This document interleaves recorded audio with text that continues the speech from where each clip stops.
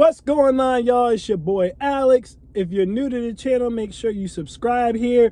I'm gonna start putting out a lot more content, but on top of just talking about sports and giving y'all some of the best sports knowledge, I also cap for betting and tell y'all who's gonna win what games and what you should pick. And we've been on absolute fire. I called the Jake Paul Mike Tyson fight down to a T last night when I said that Jake Paul would win by decision. When I was talking about my NFL Week 10 picks, I got every single pick right except for one. And the week before that, it was the same thing. We also just hit a 20-leg NBA same game parlay. And even if you don't gamble, just subscribe so you can get the knowledge. Because like I said, we just talk good sports talk in general. But definitely, if you want to make some money, you better tap in. Because I've been making people a lot of money on this channel if you've been listening to what I was saying. All right? But that's not what we're here to talk about. What we're here to talk about is how Philadelphia 76ers suck.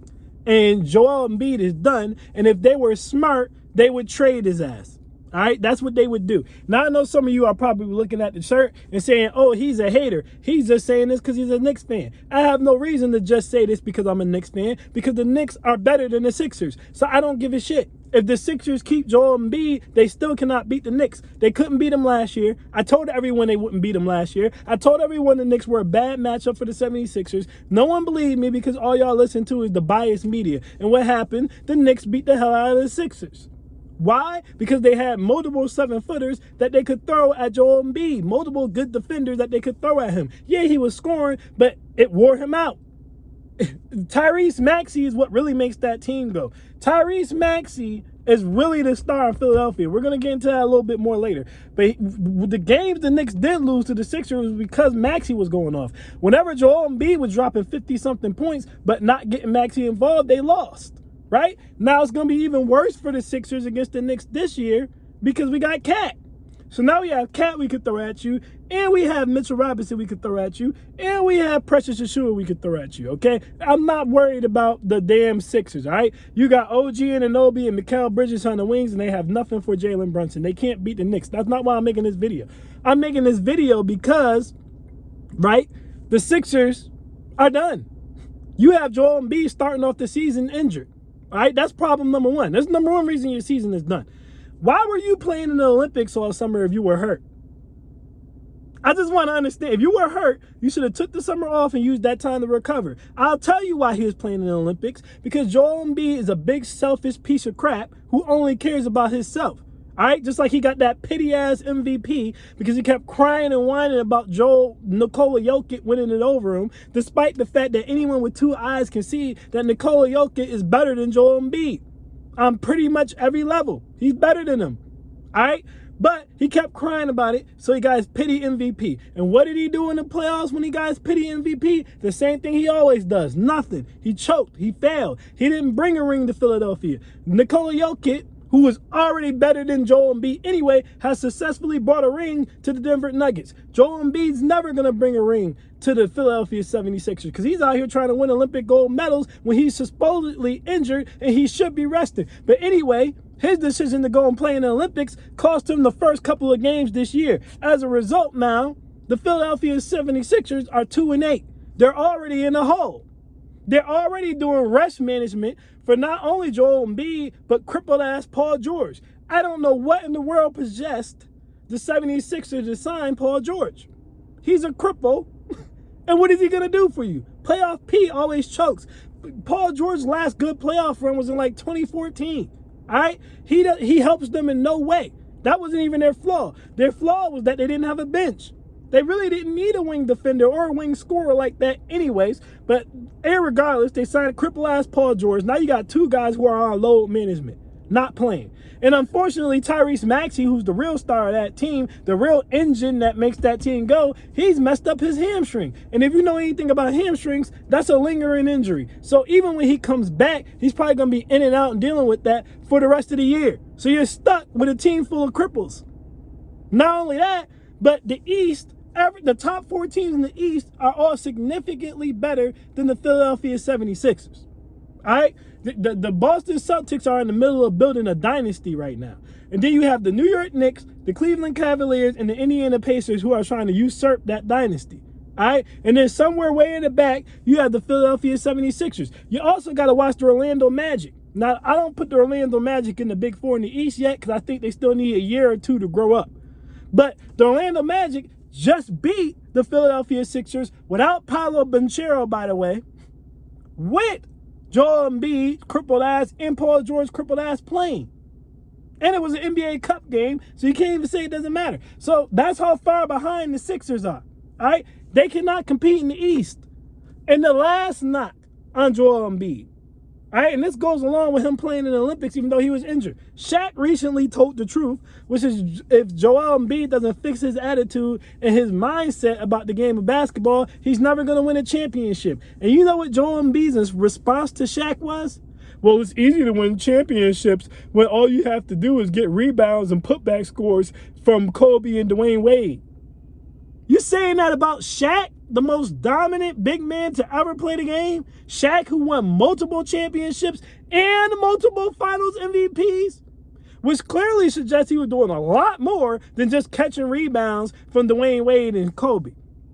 Shaq, who's led the league in scoring multiple times?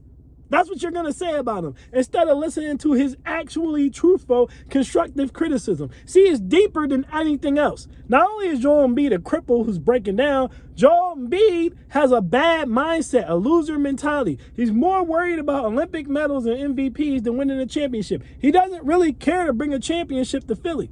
His best years are behind him. You understand what I'm saying? Joel Embiid's best chance to win a championship, I can't remember if it was like 2019 or 2018. Whenever Kawhi won in Toronto, that was Joel Embiid's best chance to win. That was before Ben Simmons became a mental health institution patient. All right? That's when Joel Embiid was in his peak and relatively healthy. They should have won then. Unfortunately, the ball literally didn't bounce their way. Kawhi made a lucky shot and knocked them out. Their time is done. Listen, when you're talking about sports, you get a championship window. The Sixers championship window has closed. Now, a great GM knows when to move on. Great GMs move off of players a year early, not a year late. A year early when the player still looks good, he hasn't completely fallen off the cliff yet, and you can get a lot back for him. Okay, this is what the Green Bay Packers did with Aaron Rodgers. They got rid of Aaron Rodgers, got them some first-round draft picks, multiple second-round draft picks right before he went off the cliff. All right, this is what the Seahawks did with Russell Wilson. They got rid of Russell Wilson, got multiple first-round draft picks right before he went off the cliff. When you do this, it keeps your team competitive. This is what the Sixers need to do right now with Joel Embiid. Right now, he's a little beat up, but he's still one of the better players statistically in the league. You can find a team who thinks they're just one dominant big man away from being able to compete for a championship, who will pay a high price for Joel Embiid right now. And I suggest that you take it if you're the Sixers. Get Joel Embiid out of there. You have a young star in Tyrese Maxey. You're stuck with Paul George because you gave his cripple ass a max contract. So there's nothing you can do about that. But that's okay. I think Paul George's contract only lasts like 2 or 3 years. So whatever. You just play that out. Trade Joel Embiid to a team, get you some young assets, get you some draft picks, and start over. All right, start over. The championship window is closed. You're behind 4 teams for sure, arguably 5 teams in the East. This team is not built to compete for a championship. They're just not. And I'm leaving Jimmy Butler and the Miami Heat out. And we all know what Jimmy does in the playoffs. He's like the opposite of Joel Embiid in the playoffs. He gets it done. So I don't think they can compete in the East. I think Joel Embiid is one more major injury away from not even having any trade value and basically just you being stuck with him. If the 76ers general manager was smart, they would trade Joel Embiid right now while his value is high to a team. You know, what team? I don't know. Maybe the Memphis Grizzlies think with John Morant and Jaren Jackson Jr. that if they can just get one more piece, they'll be able to compete. They might give you some young assets, you know, and some draft picks for Joel Embiid. Maybe you can get the Mavericks to bite. The Mavericks might give you some young assets and some draft picks for Joel Embiid. But you need to move on right now because you're sucked regardless. What's the point going to the playoffs if you know you can't win? The Sixers are going to barely make the playoffs and they're going to get knocked out in the first round. They're not a second-round team in the East anymore. They're not. Start the rebuild right now. You got Tyrese Maxey on a max contract. That's your young star. Start the rebuild around him. Get you some draft picks, get you some young assets, and just start over.